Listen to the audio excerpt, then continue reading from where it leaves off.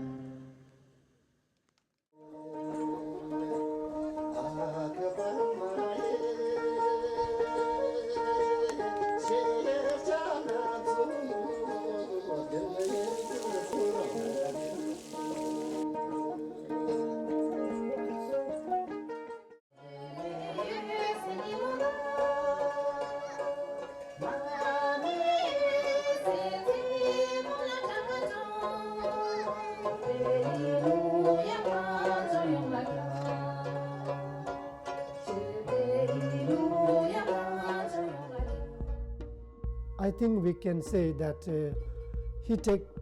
the way he take care about his students and his monks, so that anybody's parents cannot do more than that. So that much he can do. So he does. So therefore, everybody who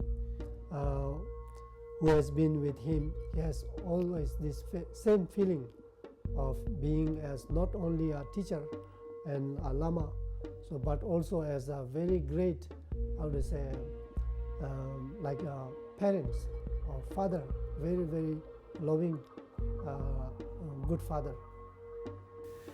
Since age 10, I lived with Yongdzin Rinpoche in Donanji until I was 27. Entire during those times, I was very comfortable because he was like my father, he was like my mother, he was my teacher, he was also like my friend whom I can share and talk. So it was such a warm and such a wonderful experience to feel that how much he have cared, how much love he has given to us all these years.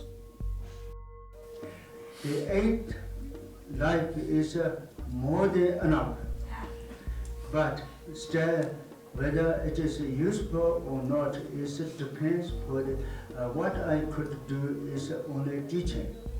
This teaching is useful, and how it can be useful is the person who is connected to close to me, and not enough just for sending emails or telephone.